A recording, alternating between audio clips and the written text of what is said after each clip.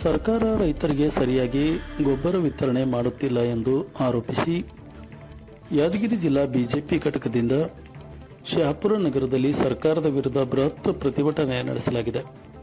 ಶುಕ್ರವಾರ ಮಧ್ಯಾಹ್ನ 2:30 ಕೂಡ ಪ್ರತಿಭಟನೆ ನಡೆಸಲಾಯಿತು. ಮೊದಲಿಗೆ ಚರಬಸವೇಶ್ವರ ಗದ್ದಿಗೆಯ ಕಮಾನದಿಂದ ಬಸವೇಶ್ವರ ವೃತ್ತದವರೆಗೆ ಬೃಹತ್ ಸಂಘಟನೆಯ ಪಕ್ಷದ ಅನೇಕ ಮುಖಂಡರ ಒಂದು ನೇತೃತ್ವದಲ್ಲಿ ಪ್ರತಿಭಟನಾ ಪಾದಯಾತ್ರೆಯನ್ನ ನಡೆಸಿ ಘೋಷಣೆಗಳನ್ನು ಕೂಗಿ ಸರ್ಕಾರದ ವಿರುದ್ಧ ಖಂಡನೆಯನ್ನು ವ್ಯಕ್ತಪಡಿಸಿದರು.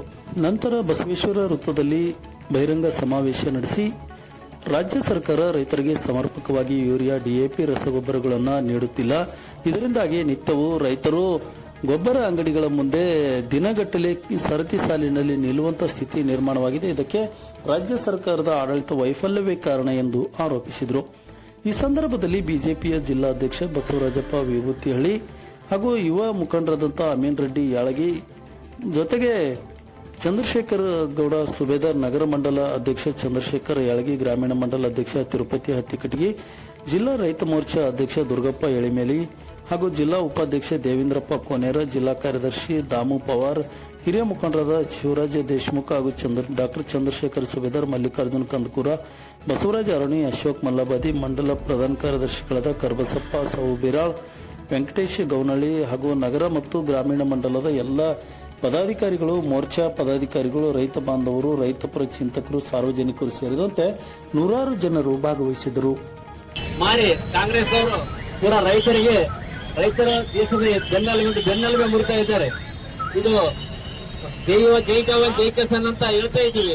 ಆದ್ರೆ ಕಾಂಗ್ರೆಸ್ನವರು ಅಲ್ಲಿ ಆಪರೇಷನ್ ಸಿಂಧೂರ ಆದತ್ತ ಅಲ್ಲಿ ಹೇಳ್ತಾರ ಪಾಕಿಸ್ತಾನದಿಂದ ಬಂದಿಲ್ಲ, ಇಲ್ಲೇ ಉಗ್ರರು ಇರ್ಬೋದು ಅಂತ ಹೇಳಿ ಚಿದಂಬರಂ ಹೇಳ್ತಾರ. ಎಂತ ಹಾಸ್ಯಾಸ್ಪದ ಮತ್ತು ಬೇಜವಾಬ್ದಾರಿ ಅಂತ ಒಂದು ಕೆಲಸ ಮಾಡ್ತಾರೆ ಕಾಂಗ್ರೆಸ್ನವರು. ನಮ್ಗೊಂದು ಅನುಮಾನ ಬರ್ತಾ ಇದೆ.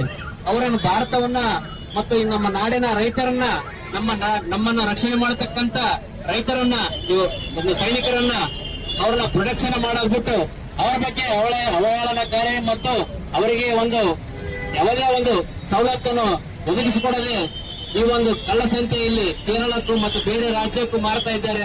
ಇದನ್ನ ನಾವೆಲ್ಲ ಉಗ್ರವಾಗಿ ಪ್ರತಿಭಟನೆ ಮಾಡಬೇಕಾಗ್ತದೆ.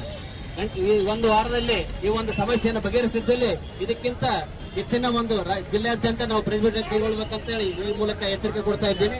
ಮತ್ತು ಇಲ್ಲಿರುವಂತಹ ಶಾಸಕರು, ಸಚಿವರು ಏನಾರ ಮೊದಲಿಂದ ನೋಡ್ತಾ ಇದ್ದೀವಿ, ಬೇಸಿಗೆಯಲ್ಲಿ ನೀರು ಬಿಡಬೇಕಾದ್ರೆ ಹೋಗಿ ಕೋರ್ಟಿಗೆ ಹೋಗಿ ಸ್ಟೇ ತಂದ್ರು.